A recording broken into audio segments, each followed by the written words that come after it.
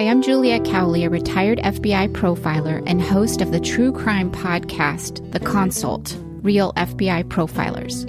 If you're fascinated with true crime and criminal profiling, then join us as we discuss real cases and examine the behavior exhibited before, during, and after the commission of the crime. You can listen to The Consult wherever you get your podcasts.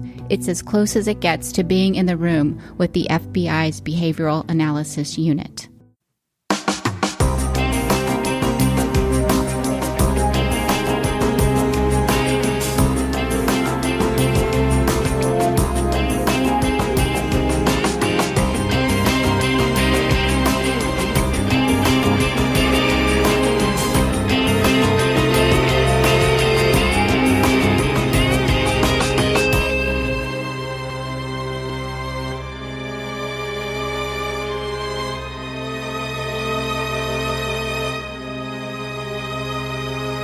Hello, everyone, and welcome to episode 437 of the True Crime All the Time Unsolved podcast. I'm Mike Ferguson, and with me, as always, is my partner in true crime, Mike Gibson. Gibby, how are you? Hey, I'm doing good. How about you? I am doing great. You and I are putting out a slew of episodes. We are. So on Saturday night, we dropped a Patreon episode on the murder of Tina Stewart. Tina was a 21-year-old star basketball player at Middle Tennessee State University. She was there on a full ride scholarship, and she had a volatile situation with her roommate that ended up in her murder. So look, if you don't belong to Patreon now, jump on over there. Yeah. Sign up. It's a really good episode to listen to. And there's, I don't know how many more on there. This was number 83. Yeah. So there's 82 more episodes other than this one. Good stuff. We also have a brand new episode out on True Crime All the Time right now. It's on the DC serial arsonist. And this guy set, 300 plus fires. Yeah. Some resulting in deaths, a lot of them in significant property destruction. But what I found so fascinating about this case is he wrote a lot of letters to a reporter that really give almost unprecedented insight into why he did what he did, what he was thinking. I think that's what I enjoyed most of that episode was what he had to say. Yeah, it's almost like pulling the curtain. Yes. And seeing what's behind. And that's something we don't get all the time with serial predators. That's true. All right, let's go ahead and give our Patreon shout outs. We had Ashley M. Hey, Ashley. Sandy G. What's going on, Sandy? Beverly Gosling. Hey, Gosling. Edna Brannon. Hey, Brandon. Tara Stiles. What's going on, Stiles? M. Brad Yorton. Well, hey, thanks, Brad. Sue Herman. Well, Herman, what's up? Casper. Well, aren't you fancy? Aiden Posey. Hey, Aiden. Dixie Coleman. Hey, what's going on, Dixie? Amanda Crossland. And there's Amanda. And last but not least, Tori Corrigan. Oh, good old Tori. And then if we go back into the vault, this week we selected Lindy Lou. Thanks, Lindy Lou. So we appreciate all the support. All right, buddy, are you ready to get into this episode of True Crime All the Time Unsolved? I am.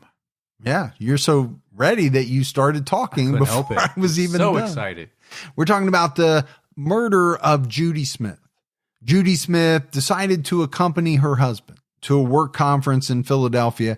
She disappeared sometime after leaving the hotel to go sightseeing. Months later, her body was found in a remote area of the Pisgah National Forest in North Carolina. Judith Eldridge was born on December 15th, 1946. In Orleans, Massachusetts, Judy's parents owned a local diner. Judy grew up with her twin brother and a younger brother, but was later estranged from both. Judy was briefly married after high school graduation, but her husband fled to Sweden during the Vietnam War to avoid the draft. She managed to track him down in Europe, but returned alone. Well, I think a lot of that was going on back then. Yeah, I know a lot of people fled to Canada and other places. I don't know how many people actually went all the way to Sweden to get out of going to the war. But, so she tracks him down. Obviously, it didn't go well because she came home by herself and that marriage was over. Yeah, I'm guessing he probably moved on. Judy's second marriage was to Charles Bradford. They had 2 children, a son named Craig and a daughter named Amy. Judy and Charles worked at thoroughbred tracks exercising horses. Their marriage ended before their children started school. Judy raised the kids alone. She eventually earned a nursing degree and worked as a home care nurse. You know, exercising horses, it's an interesting profession. I've known 2 people now that have done that, and the stories they have are interesting. Yeah, I don't know anybody who exercises horses. Well, you're just not very well-rounded. Well, I don't get out of the house much. According to the Philadelphia Inquirer, by the accounts of her husband, children, and friends, Judy Smith is capable, resourceful, street smart, strong-willed, and blunt to the point of rudeness. She put herself through nursing school, fought her way off welfare, worked 70-hour weeks, and bought a house in the Mission Hill section of Boston. So resourceful. Yeah, I mean, and you know, you have to really admire someone like this, right? Obviously, at certain points in her life, she had some rough patches. And maybe that's what drove her to be so blunt that it was rude. But she literally, pulled up her bootstraps and worked hard. And yeah. So I always admire that. Yeah, you have to. Judy's kids had fond memories of her driving them to visit her parents in Florida or taking them to the movies, but sitting outside in the car to study for nursing exams. And I know everyone knows, I've said it a bunch, but my mom was a nurse. She's now retired. And I can remember as a kid, she decided to go back and get her bachelor's degree. She eventually went on to get her master's too, but while she was getting her bachelor's, I was a kid, 8, 9, 10. I don't remember how old. Yeah. But I would have to go with her. And I would sit like in the student lounge. Just chilling. Do my homework for, I don't know, whatever, 3rd, 5th grade, whatever it was, with all these college students while she was in class. And that's how Frank the Tank came about. Yeah. I was doing beer bongs and... When her kids worked on a tourist boat in the Boston Harbor to earn money for college, Judy regularly showed up at midnight with donuts for the whole crew. There's an awesome mom. Yeah, it is an awesome mom. Her daughter, Amy, recalled, sometimes it was a little embarrassing, but that's the way she is. She was always very involved in our lives. And you know what is embarrassing at the time can sometimes, later on, when you get older, just be viewed as an amazing moment. Yeah. But, when you're young, it can sometimes be embarrassing. Judy met her 3rd husband, Jeffrey Smith, while caring for Jeff's dying father after surgery. After she stopped caring for his father, Jeff asked her out on a date. Jeff was the son of a famous New England criminal defense attorney. He graduated from Harvard Law in 1969 and represented the Northeast Pharmaceutical Conference. Jeff and Judy were both divorced single parents. Jeff had primary custody of his daughter, who was also named Judith. Jeff said about Judy, per the Philadelphia City paper, she's very bright, and she was able to expose me to things I hadn't done before. And I was able to do the same for her. I don't know. We grew to love each other, I guess. It's kind of cool when you meet somebody and you both grow because of what the other one has taught you or encouraged you to do. Or maybe has experienced that you haven't, and they get you to experience that. Jeff and Judy were together for 10 years, but only lived together for 3. Judy moved into Jeff's home in Newton, described as an upscale Boston suburb. Jeff recalled that Judy hated the house, and they planned on selling it in 1997. The couple got married on November 10th, 1996. Jeff's mother, Frances Smith, told the Philadelphia Inquirer the wedding was beautiful. Everyone was so happy. Afterwards, she said to me, now we have a family. That's sweet. Yeah, I mean, I look at Judy and think, okay, maybe she was a little bit unlucky in love. I also think after you've been married, if you're on your second or third, by that point, I don't know, I feel like people really know what they want in a partner. What they're not willing to settle for. Yes. Judy was described as a seasoned traveler. When her kids were in their 20s, Judy went backpacking with them through Spain, France, and Italy. And I could see how for some that would be a lot of fun, right? Backpacking through Europe. It also sounds like a lot of work and quite a bit of walking. I think you should go to Europe with your kids and do some backpacking. Why do I need a backpack? Can't I just put my luggage in the trunk and drive from place to place? It's not as fun as putting a backpack, strapping it on. Have you ever seen those scary movies called Hostel? That has somewhat dissuaded me from the backpack Europe lifestyle. Yeah, okay. I get you. She and Jeff went on cruises together. Judy once traveled alone to Thailand to visit the family of a former patient. And, you know, all of the things that people said to describe Judy, I think that one right there might sum a lot of it up. Sure. It really takes some backbone, I think, to travel by yourself to a place like Thailand. I mean, I think if you have the, whatever that is that you have to do something like that, that's great. You know, to travel the world, see the world by yourself or with others, you know, to the point that you don't really care if it's with others or not. It takes a certain personality, but I think it's probably pretty fulfilling. Oh, I'm sure it is. It's also very dangerous. I think to travel to some of these countries by yourself. Oh, yeah. And expensive. According to the Philadelphia Inquirer, Judy went missing exactly 5 months after she married Jeff. On April 9th, 1997, Jeff and Judy took a taxi from their home in Newton to the Boston airport. They were heading to the annual Northeast Pharmaceutical Conference held at the Doubletree Hotel in Philadelphia. Jeff was going to moderate a panel at the conference. He and Judy had gone to this conference in previous years in other cities. Okay, so it sounds a little bit like, for me and you, CrimeCon. Yeah. You know, somewhere we go every year. It's a different city. When they got to the airport, Judy was turned away at the gate because she didn't have a photo ID. And this is, you know, prior to 2001, but I mean, even then, they still required a photo ID. Yeah, they want to make sure whoever was going to sit in that seat was actually that person. It wasn't as strict as it is today, but Jeff's flight departed at 3:30 p.m.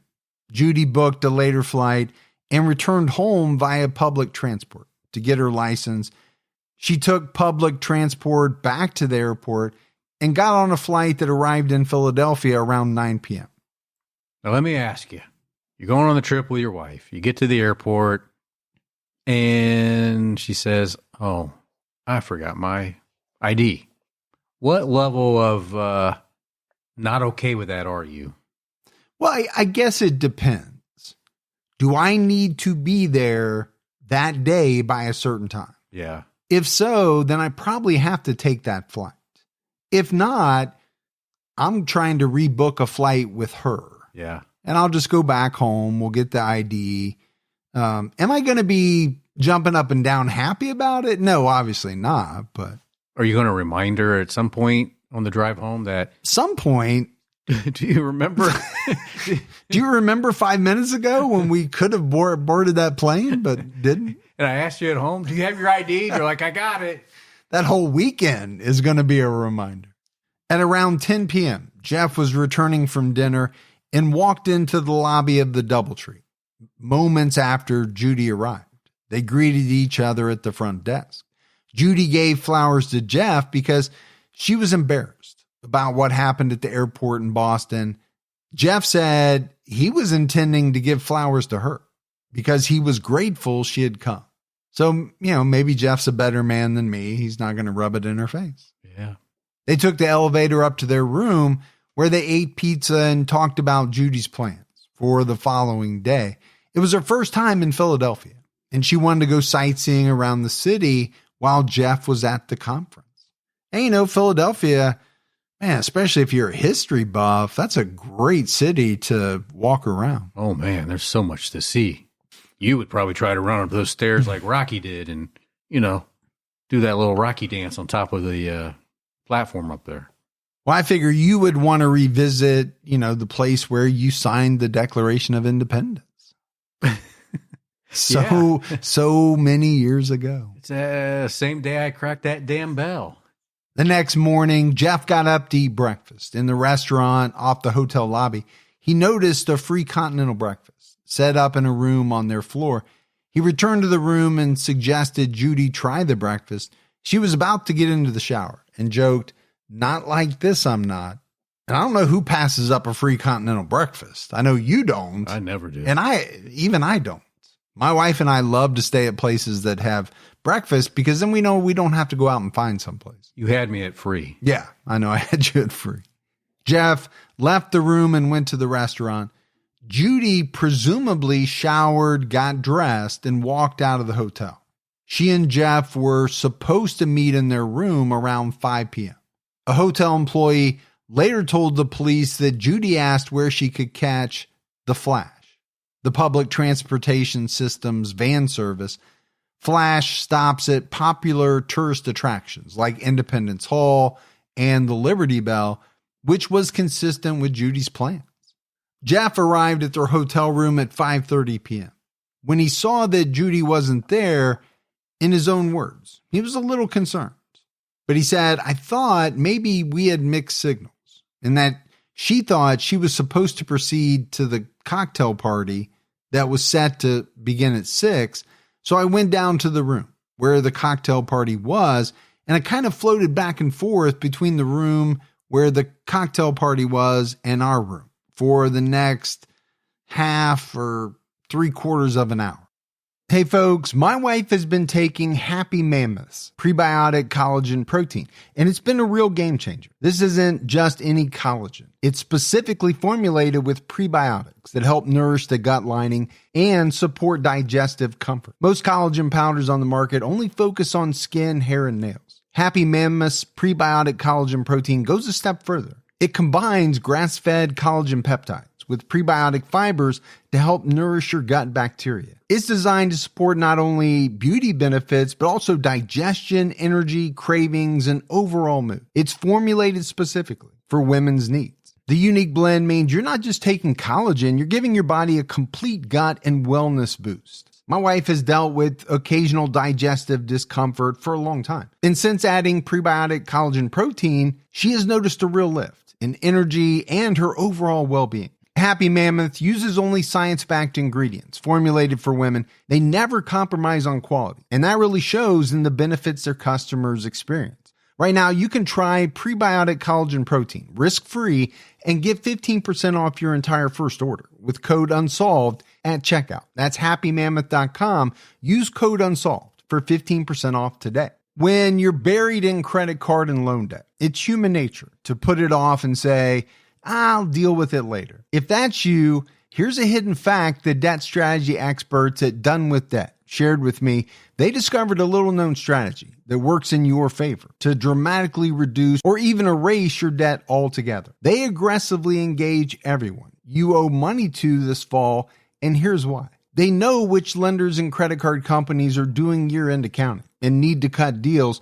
They even know which ones have year-end audits and need to get your debt off their books. That means you need to get started with Done With Debt now, this fall. Done With Debt accomplishes this without bankruptcy or new loans. In fact, most clients end up with more money in their pocket the first month. Get started now while you still have time. Go to donewithdebt.com and talk with one of their specialists for free. Visit donewithdebt.com. Donewithdebt.com. By 6:15 p.m., Jeff was so worried, he talked to the concierge and a hotel guard. The concierge began calling local hospitals. Jeff hailed a cab and followed the route of the Flash transportation service. Later that night, Jeff took a cab to the 6th and 9th police districts. An officer gave him a list of hospitals. Jeff planned to visit the hospitals, but a nurse offered to make calls for him. And I'm just thinking about this situation that Jeff is in, and I'm feeling panicked. Yeah, your spouse is lost in a big city, and you have no way to get a hold of her. It's going to be like trying to find a needle in a haystack. Well, it's 1997. There's no talk of cell phones. I mean, people did have cell phones in 1997. They weren't as superfluous as they are now. Right. So I'm assuming, because it wasn't in any of the articles, that they didn't have them. So you're right. How do you get a hold of somebody back then when you don't know where they are? But I am just getting an overwhelming sense of helplessness. Jeff and Judy had plans to meet friends in North Jersey for dinner that evening, but their friends hadn't heard from Judy either. Around midnight, Jeff attempted to file a missing persons report with the 9th District, but he was told to wait 24 hours. Not uncommon. No, we are talking about an adult who has every right to, be missing, quote unquote, go where they want, not check in. Jeff recalled about that night per the Philadelphia City paper. I remember this. I would do a task, whatever it was. I would either go to a police station or a hospital, and then I would take a cab back to the hotel to see if she was there or if they'd heard word of anything. I kept bouncing, sort of, hoping there'd be some word. You go back to what you said about not having a cell. I mean, today, something like this happens, probably a little bit easier. You're calling around, making those calls. People got your number. They can call you no matter where you're at. Here you're going to bounce around all these places and constantly have to, hey, it's me again. Did somebody come in looking like this? Can you tell me if you heard anything? And it's just going to be a constant cycle. Yeah, it was a much different world. I mean, you think about a world where people don't have cell phones and, younger folks can't even really grasp it probably because they've just had cell phones their entire lives. Yeah, they don't know any different. Jeff and his friends started calling media outlets on April 10th. On the morning of April 11th, they called the mayor and a state representative who had spoken at the conference. Later that day, the police received a call from the deputy police commissioner. A detective noted in a report that because Judy was a tourist visiting Philadelphia for the first time, an investigation should originate into finding her. 6 detectives began searching for Judy on Friday, April 11th. For almost a week, detectives searched homeless shelters, churches, the subway, train stations, bus stations, psychiatric institutions, Penn's Landing, and the Italian market. They checked the morgue several times. And that's a lot to check, but it's not going to be everything. No, obviously there's many, many different places in and around Philadelphia. Detectives and a hotel security officer also searched closets, stairwells, maintenance areas, and trash chutes inside the building. And you and I have done a number of unsolved cases where people never actually made it outside the hotel. That's true. They were ultimately found inside the hotel somewhere. Yeah. So they have to be on the lookout for that as well. Detectives also spoke to people in Chinatown because Judy was fond of Asian food and her family thought she might have been drawn there. That's a possibility. Yeah, I mean, if you're going to go check out different places, I would want to go to Chinatown, see what it's all about. Police received dozens of sighting reports. Some witnesses recalled seeing Judy's red backpack, which she always took with her when traveling. A flash driver told police and Jeff that he recalled picking Judy up at Front and South Streets in the early afternoon, and she got off near the hotel around 3 p.m. I mean, that's helpful because now you can put some type of timeline together. Yeah, you can, as long as the sighting is accurate, right? That's the big thing. Sure it is. You're going to get all these sightings. Not all of them are going to be correct, but some are. And how do you wade through them to figure out what's true and what's not true? Later, someone thought they saw Judy entering and leaving the Greyhound bus terminal at 11th and Filbert. Jeff speculated she might have been heading to Chinatown. Another report put Judy at Broad and Locust Streets around 3 p.m. She was described as acting disoriented. All right, so a witness said the woman who looked like Judy was chasing a piece of paper that was blowing on the ground and smiling and laughing to herself. Like maybe she was drugged or... I don't know, but, if you're Jeff, you are already in panic mode. You said, some of these reports are helpful. I don't know what you make of this one, because you can take it a bunch of different ways, and a lot of those ways could be really negative. Yeah. The next day, a witness reported seeing Judy at the Deptford Mall in Deptford, New Jersey. A Macy's salesperson and a customer described a woman with a red backpack. She said she was buying clothes for her daughter, but her daughter didn't usually like them. When she left, she tried to get a young woman standing nearby to leave with her, as if she thought the woman was her daughter. The problem is none of this was caught on surveillance cameras. Okay, so this would be concerning. If this was Judy, why is Judy acting like this? Why is Judy not concerned that her husband's worried about her? Why does Judy think that this girl that she sees in the store could be her daughter? Well, you said, is she disoriented? Was she drugged? I mean, it's pointing in those directions if these are true. They're very concerning. According to the Philadelphia Inquirer, a witness reported seeing Judy in the dress department. She tried to engage the woman in conversation about menopause and other personal topics, which she found inappropriate. Again, what is sticking out to me is that if these reports or these sightings really are Judy, she is obviously not acting like herself. She's acting out of the norm. And if that's the case, then you have to kind of wonder what's causing it. Yeah, why? Yeah. Jeff had a local PI check out the report, and the PI was confident that it was Judy who was seen at the mall. It would have been unusual for Judy to take a bus from the city to a suburban mall, but not impossible. Police confirmed that at least some of the witnesses saw another woman who looked strikingly similar to Judy. She was described as a wanderer. Okay. I don't even know what you make of that. A person who is just kind of aimlessly roaming around? That would be the classic definition of a wanderer. However, a witness named David insisted he saw Judy at Penn's Landing, not the lookalike.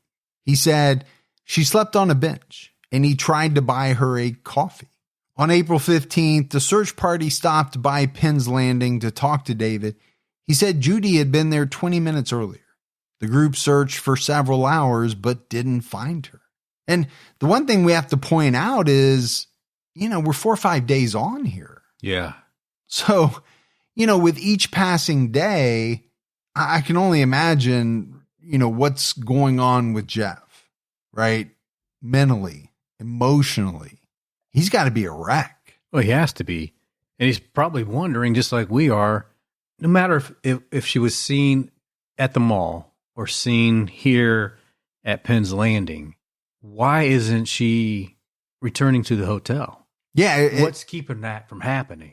Does that have something to do with the fact that she's not acting like herself and maybe doesn't remember where she was or where Jeff is or who Jeff is? We just have no idea. Exactly. Is it some type of medical condition? Did she hit her head? Is she taking some drugs? Did someone drug her? I mean, you could go on with trying to figure that one out.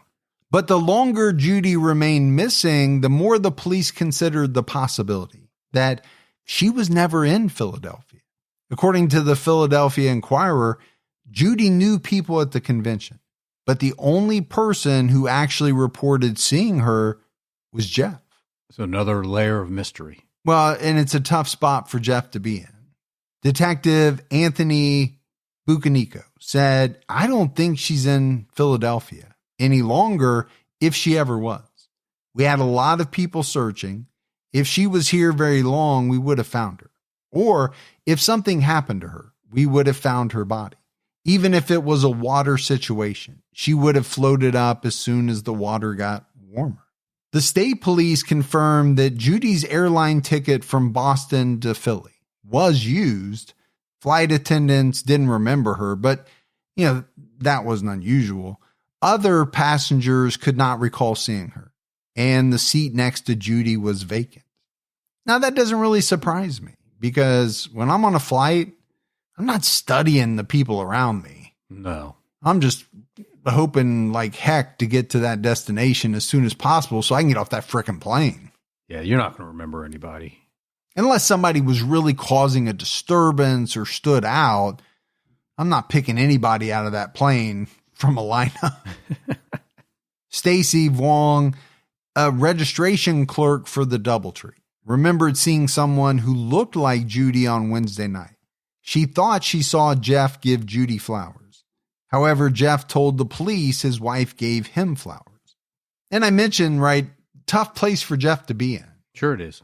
Because if he didn't have anything to do with his wife's disappearance, not only is he frantic, but now they're starting to look at him as possibly making this entire thing up. Which is plausible, right? We know spouses, boyfriends are looked at pretty heavily. But yeah, I don't think the police are wrong for, at least keeping it on the table. In an interview with the Inquirer, Vuong said she gave Judy a room key after she produced ID. This was moments before she met her husband in the lobby. She thought she saw Judy again the next morning in the lobby, but when she rechecked her schedule, she realized that she didn't work that morning and could not have seen Judy on April 10th. So kind of inconsistent with the recall. Yeah, but the night before, that seems pretty solid. If you gave her a room key and she produced ID, doesn't that kind of put her in Philly at the DoubleTree? You would think, right? If she's correct about that. Yeah, and why would you state something like that if you weren't 100% sure of that? Well, there's no reason. She wouldn't have a reason to lie about it. Now, she could be mistaken, but I can't see any reason why she would lie about it. Lead detective James Sweeney told the Inquirer, there are so many strange coincidences, you don't know what to think. She didn't get on the plane with him. They meet in the lobby. They go to breakfast separately, and she doesn't have much female stuff in the hotel room. Okay. When you put it like that, some of these things are very strange. When my wife and I go on a trip, even if my wife goes to CrimeCon with me. Yeah. We're going to go to breakfast together. Sure you are. And there's going to be at least a suitcase, if not more, of clothes in the room. Well, not just that. There's going to be so many female makeup products that you could open a frickin' Sephora. Yeah. There's going to be evidence for sure that she was there. Right. And if my daughters go, then you could open a Sephora and an Ulta. Yes, you could. Right next to each other. Yeah. Throw Christine in the mix, and man, we're going to put a superstore somewhere, Sergeant Ann McGinley checked the hotel room the day the search started. She didn't think it looked like a woman was staying there. She saw a bag of pink curlers on the bathroom sink, but no makeup, hairbrushes, or cosmetics. There were some women's clothes in the dresser drawers and 2 dresses in the closet. A mixed bouquet of flowers was in a vase on the table near the bed. Okay, so when we're talking about things that are strange, not strange that there would be women's clothes and dresses, but no makeup, not a single hairbrush, no cosmetics whatsoever. It's a possibility. Some people don't wear makeup, but most do. You bring more female-related products to CrimeCon than what we just talked about. I like a little eyeliner. And some concealer and, some other things. But what's that, rouge or what was that? but I mean, be honest, Gibbs. When have you ever went somewhere with a significant other where there wasn't a good amount of makeup, at least? Never. Yeah. And a hairbrush? Come on. Well, now, I don't need a hairbrush, which is what you were getting ready to say. I don't take a hairbrush because I have no hair. But you do take a lot of moisturizer for some reason. I get ashy. Is that what it is? Yeah. Okay. But after speaking with Judy's kids, Anne McGinley learned that Judy didn't wear a lot of makeup or jewelry. One thing that continued to puzzle her, though, was that she couldn't find the clothes Judy wore the previous day, which would have been April 9th. These are the clothes that she would have traveled in. However, both of Judy's kids said she might have worn the same clothes the next day. It's a possibility. Yeah, I mean, we do it all the time, don't we? I mean, I like how you throw "we" in there. Mr. I wear my underwear 4 or 5 days straight. Hey, until it stands up on its own, But, Judy could have fallen into that category that you were talking about. Maybe a person that just didn't bring a lot, didn't wear much makeup, so didn't need it. But all these things we keep talking about, right, they just kind of meld into the mystery. Craig Bradford told the Inquirer, one pair of jeans, a sweatshirt, and a change of underwear, and you can walk the world. We're all that way in our family. And, maybe that comes from the traveling. Yeah. Being a world traveler, packing light, packing the bare essentials. I don't know. I'm thinking some of those places she went, you probably didn't have an opportunity to have a lot of clothes change days. Well, a backpack's only so big. So if you're fitting everything in a backpack, my wife and I go for a weekend. You would think the Kardashians are moving in. Yeah, because all the stuff she's taking. Yeah, not me. You wear the same pants and you like to go commando, you keep telling me. The Inquirer noted that it appeared Judy must have showered and put the same underwear back on because McGinley couldn't find the undergarments Judy wore the previous day. All she found were unworn undergarments in a dresser drawer. Several detectives found it significant that Judy didn't take a room key when she left the hotel. The hotel did not report a missing key card. However, General Manager Kevin Murnay said they didn't keep track of whether the plastic key cards were turned back in. He said, I don't know who here would tell the police we don't have a key missing because we wouldn't have a way of knowing that. I'll be honest with you. Ever since they went to those plastic key cards, I don't think I've ever turned one back in. I don't either. I just toss them in the trash. Yeah. Sometimes I hold on to them because they're good to break in certain locks. That does not surprise me. I know. Because heaven forbid you would damage one of your credit cards. Well, that means I had to take my wallet out. Yeah. But there was also no record of Judy signing the guest register. But Murnane explained that if Judy produced ID, she would have been given a key without being asked to sign anything. Jeff stayed in Philadelphia for over a week to help look for Judy. He called politicians and radio and TV stations. He was eventually forced to return to Boston.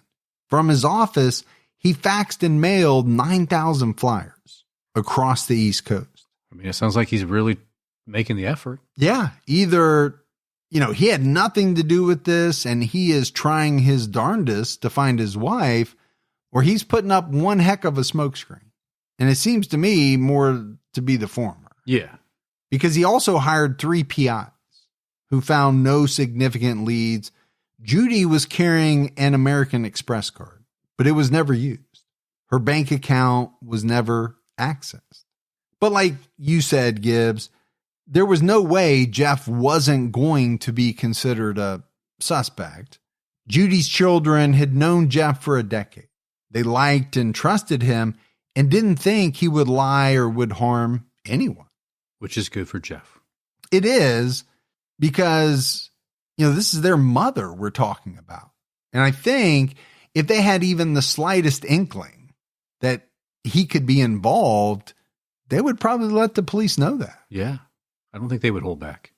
The Inquirer also noted that Jeff was obese and struggled to get around. He would likely not have been capable of disposing of a body. I don't know if that's true. I think if people need to get rid of something, they'll find a way. Yeah, I mean, it's kind of a rough thing to have written about you in the paper, but I mean, I guess it depends on how obese we're talking. Craig Bradford told the Inquirer, "I want the police to ask questions, any questions they can think of. That means they're still investigating, and I don't want them to stop. But they're wrong if they think Jeff did anything to my mother. He wouldn't, not in a million years." That's confidence. And it's a heck of a vote of confidence, right? Amy also said, Jeff is a completely honest person. He's a gentle person. If he says she was in Philadelphia, she was there. It makes me mad that there's any doubt at all about that. Mr. Monopoly here. Monopoly is back at McDonald's. Register in the McDonald's app so you're ready to get your bag. 2 ways to peel for a chance to get your bag. Physical peels with select items and digital peels with others to get your bag. Play Monopoly at McDonald's. Ba-da-ba-ba-ba. No purchase necessary. See rules at playatmcd.com for full details and amoe.playatmcd.com to play without purchase. Ends November 23rd, but bonus play ends November 2nd. Monopoly is a registered trademark of Hasbro. Copyright McDonald's. Jeff told the Inquirer that Judy was happy, and if she wanted to leave him, why would she go to Philadelphia and leave from there? That's a good point. It's a very good point. Jeff was also angry that Judy's disappearance was not posted to the National Crime Information Center until more than a month had passed, even though the police told him it was listed immediately. I think that's a shame. And it's something you'd be really upset about if you had a missing loved one.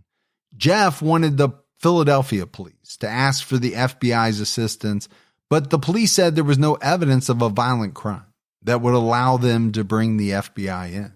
Those who knew Judy thought it was unlikely she would disappear without a trace. And we mentioned it, right? Judy was not an inexperienced traveler. She'd been to multiple countries. She prided herself on her street smarts. If someone had attacked her, she would have screamed loudly, which most likely would have caught the attention of potential witnesses. I mean, that is a good point. I mean, she is very experienced in traveling. Yes, but this other part, about being attacked. If somebody came up from behind and incapacitated you before you had a chance to scream, right? Then, there's a possibility that she wouldn't have even had that chance. Friends didn't think Judy would have gone to Sweden to search for her first husband. She never spoke of him and most likely didn't know where he was.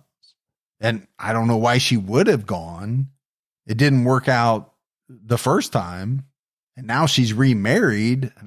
Doesn't make sense. No, doesn't seem to. It was said that she wasn't showing any signs of depression. So the possibility that she ended her life was remote. One possibility the family did consider was a neurological event that caused amnesia or rendered Judy mentally confused. And that kind of aligns with the different sightings. Yeah, and I'm sure that those sightings played a factor in them kind of, bringing up this possibility. However, the possibility of a neurological event was considered extremely unlikely. Judy had a physical 2 weeks before she disappeared and she was healthy. The problem is, I think some of those things can come out of the blue. It's not unheard of. And then obviously you have to consider the possibility that Judy left on her own. Two of Judy's close friends told the Inquirer that even though Judy and Jeff lived together for 3 years and were together for 10, she found marriage confining. Judy's friend, Janet Shaw, told the paper there was a huge debate over whether she wanted to get married. She was saying to us, should I do it? Should I not? It wasn't like, oh, this is wonderful. Jeff really wanted it more than she did. Truthfully, I think she did it to please Jeff's mother. The mother's getting older. She wanted to see him married. wanted to plan a big wedding. And then before the wedding, Jeff asked Judy to sign a prenup, and Judy wasn't happy about that. Her way of protesting was that she finally signed it, but she refused to read it. Oh, who likes a prenup? Nothing like a good prenup, which clearly I did not have in my last marriage. Well, I assume that you would have been like me. My wife and I were equally broke when we got married, so a prenup would have been kind of a non-factor. Well, that's true. You know, we each leave with what we entered the marriage with, which was jack squat. I just want my one mug back. Janet spoke to Judy a couple of months before she disappeared. Judy complained that Jeff wanted her to socialize more than she was comfortable with. He expected her to take over his bill paying, and he had an erratic work schedule. He was home more than he was in the office. Jeff told the Inquirer he was considering giving up his practice and going into teaching. Judy's longtime friend, Diane Kincaid, got the impression that Judy was not real thrilled about her marriage. She liked Jeff. I think she loved him, but he can be kind of needy sometimes. It wore on her. Another friend, Judy Beelan, said they cared for each other, but it was hard for her to be married. She was single for a very long time. It was difficult for her to lose her independence. And I've never gone through that, but I can imagine it would be hard. You know, you were married, but then you were single for a long time. Yeah. So you got used to that. And then, you know, to be married again and kind of lose that independence that you had, I'm sure for some people can be very tough. Oh, I think it is. But is it so bad that she decided that she was going to get out of this marriage by disappearing? Well, you know me. When we do Unsolved, that's really one of the last things that I think probably happened. Yeah. And here you have the added element that, okay, she flies to Philadelphia and then decides to disappear. Why not just say, hey, I'm not going to the conference, wait till Jeff leaves, and then take off. Go wherever you want. And she was known to have that type of personality where she was blunt. Why wouldn't she just say, hey, I don't want to be married. it's not working out? Yeah. Yeah. So I don't know. Given all the things we know, as it is in most cases, that's kind of one of the least likely options from my point of view. Police questioned how Judy would support herself if she ran away, but her friend Diane Kincaid revealed that Judy always kept some cash outside the bank. I get it, but how much cash do you have? Enough to live off of? You know, the fact that she didn't use her credit cards, didn't access her bank account, to me is always a sign that goes against someone just kind of deciding to take off. Have you ever seen underneath my mattress? I feel like that's a loaded question, but I'm going to answer no. First of all, why would I? However, none of Judy's friends believed she would have abandoned her children. She would have contacted them to let them know where she was. And based on her personality, she most likely would have told Jeff she was unhappy and wanted to end the marriage. So, you know, back to your point. But on top of that, the kids. Yeah. Right. That's another thing that pops up in these unsolved cases. You have a mother who absolutely loves her children.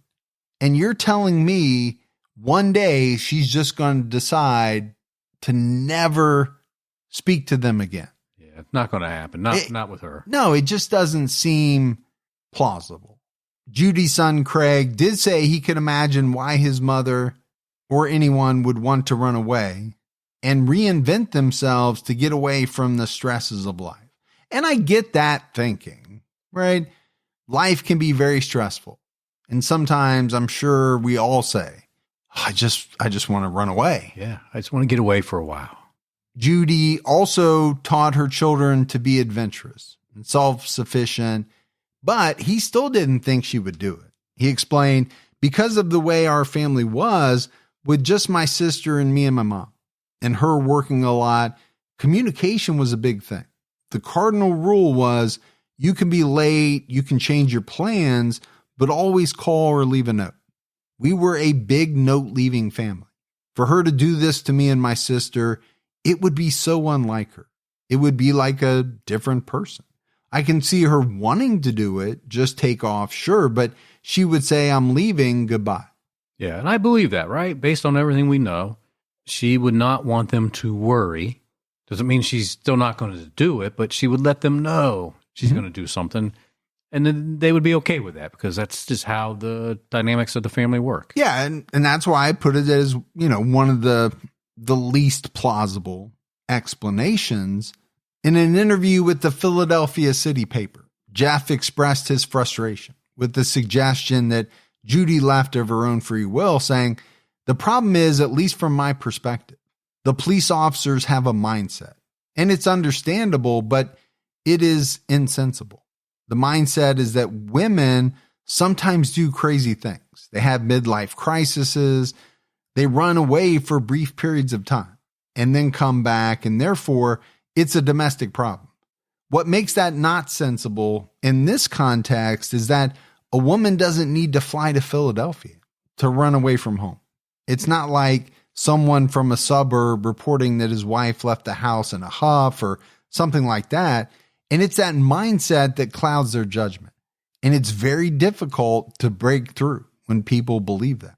Well, he's not lying. By the late summer of 1997, Jeff was still considered a suspect. The Philadelphia police claimed he refused to take a lie detector test.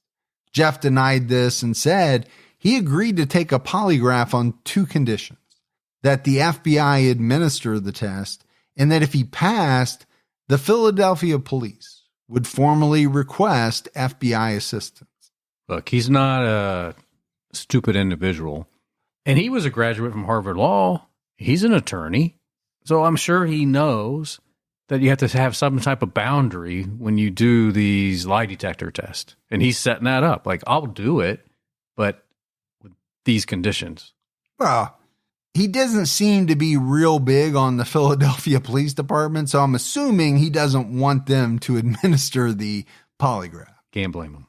He's also advising himself, and I think pretty well. Yeah. But local police are still adamant that he refused. Police Captain John McGinnis told the Philadelphia City paper that Jeff already knew the FBI would not join the investigation when he stated his conditions, and the local police arranged for the Massachusetts State Police to administer the test.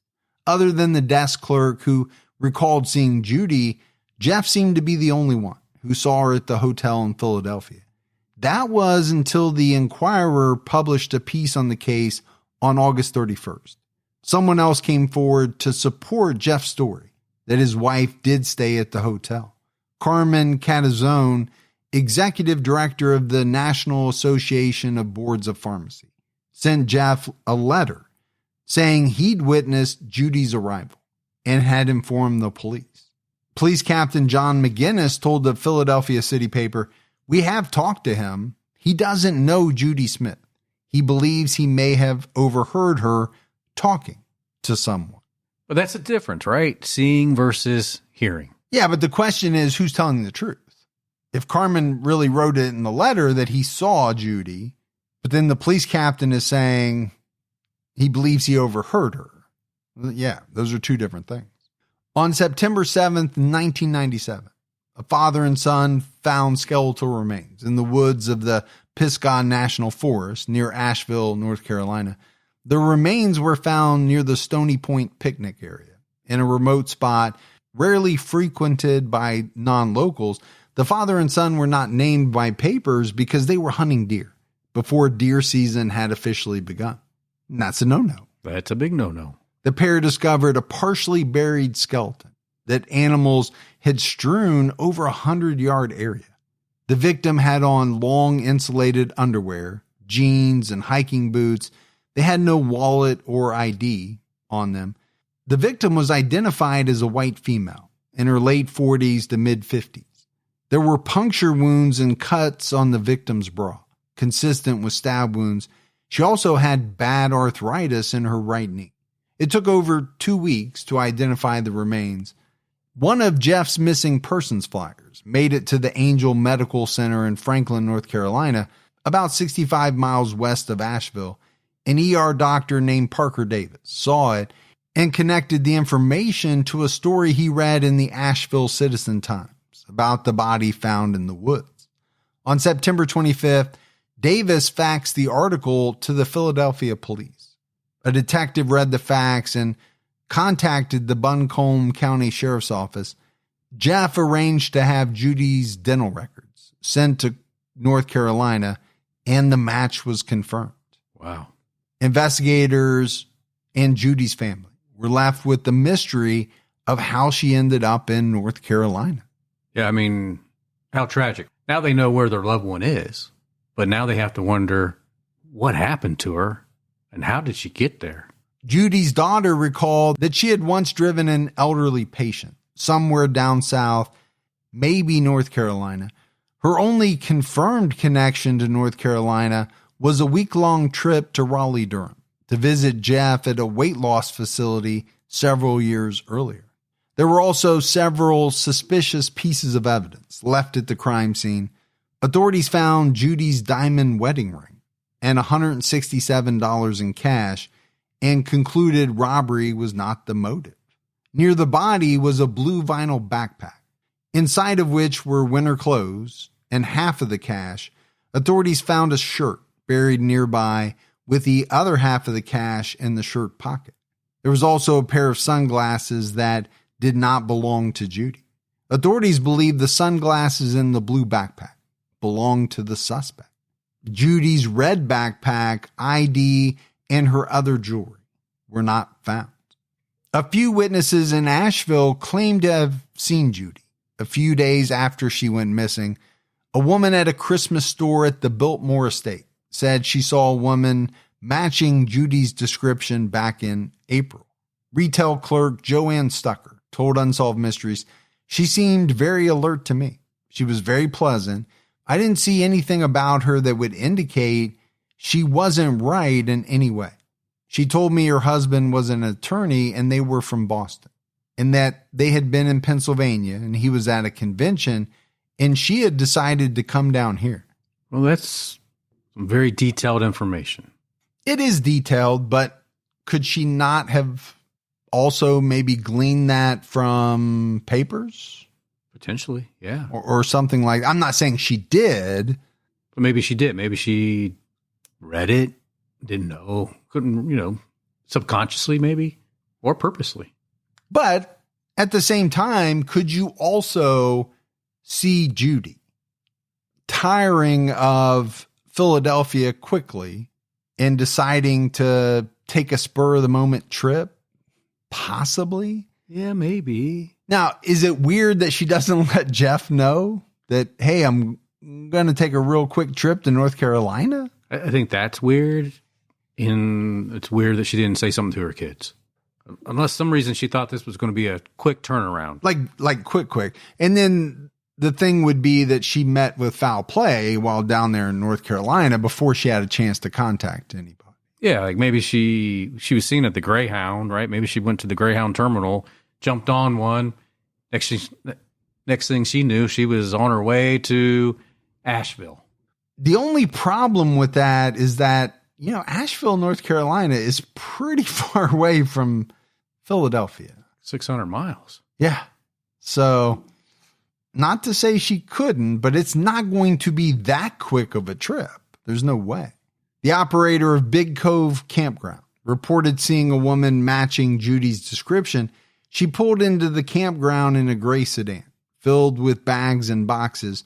She wanted to know if she could spend the night in her car and drove away when she was told she couldn't. Diane Crowell, the owner of Crowell's Deli, told the Philadelphia City paper that a woman who looked like Judy stopped by in April and bought some sandwiches in a toy truck. She was driving a gray sedan. So a few sightings. Yeah. I mean, if they're credible, then, this investigation shifts in a completely different direction. North Carolina authorities did not believe Jeff killed his wife. And we did mention it before, right? It would have been difficult for him to hike these woods and to move a body. Jeff Smith died on January 25th, 2005. He was 59 years old. Some have speculated that Judy was a victim of serial killer Gary Michael Hilton, who left one victim near the area where Judy's body was found. However, he has not been officially linked by authorities and was not charged in her case. Hilton, known as the National Forest serial killer, is responsible for 4 known murders between 2007 and 2008, committed in 3 states. He was sentenced to death in Florida and received life sentences in Georgia and North Carolina. So as we wrap this one up, Gibbs, it's been 28 years since Judy Smith was murdered, but this is a case with a lot of unanswered questions. Authorities still don't know how Judy got from Philadelphia to Asheville, how she ended up in the woods, or who killed her. Yeah, I almost feel like for whatever reason, she made the decision to go travel to Asheville. I don't know if she left from Philly, if she left from Boston, if she left wherever she left from and how she got there. I don't know. But I think she made the decision to do that because of the different eyewitness sightings. What I don't know is what happened to get her to that location where they were very clear that it's a place that only locals go to. Like non-locals don't know about it. So somebody had to know about this place, most likely, and knew that was a good place to take a body to. Or she was traveling off the beaten path, which she was known to do. Well, that's true too. I go back to all of these different sightings.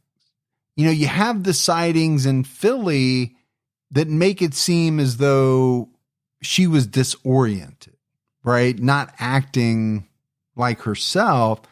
But then you have the sightings in Asheville where people are saying, no, she was fine. So again, it's 600 plus miles from Philadelphia to Asheville. It's what, 9.5 hours probably? Yeah, it's a hike. Yeah. So, you know, that bus trip is not a quick turnaround. How are you, if you're in Philly for the weekend, how are you just all of a sudden saying, you know what, I'm going to go to Asheville and then I'm going to jump on a bus and come back the next day, I guess. I don't know. It's just part of the mystery. Now, there is another scenario, I think, where some of these accounts are not accurate, not intentionally, right? Just people believing that they saw her, that she fit the description, but it not really being her. So then you could make a case that maybe she met with foul play in Philly. Somebody drove her and ultimately disposed of her body in North Carolina. That's a possibility too. The problem is there's a lot of different possibilities in this case. I mean, just going back to the sightings down in Asheville, you know, the gray sedan. Whose car was it? What happened to the gray sedan? And where'd she get that car? Yeah. If it was her.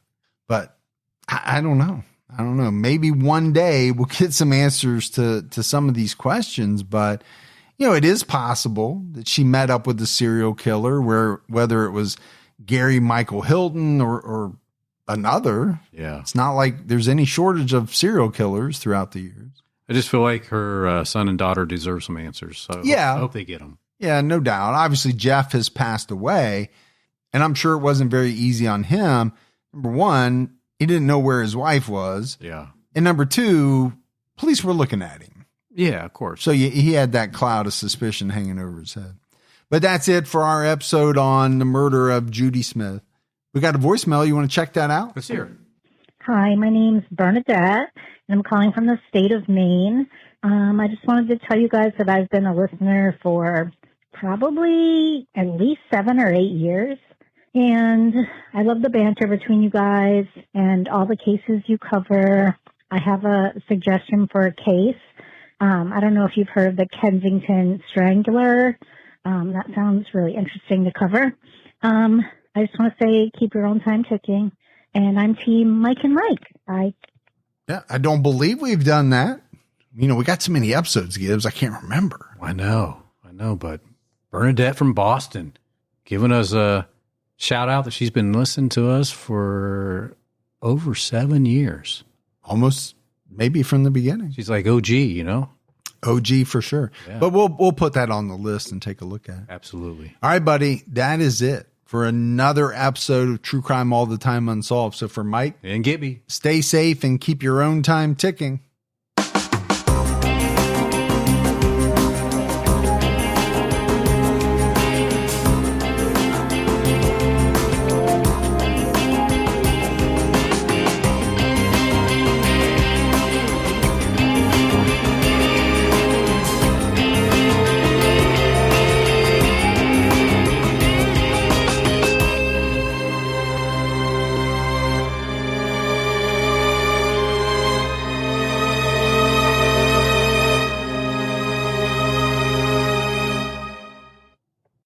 September, CBS hits are streaming free on Pluto TV. I'm coming in hot. For this month only, you can watch full seasons of the CBS shows you love. From the courtroom drama of Matlock to the heroics of Fire Country.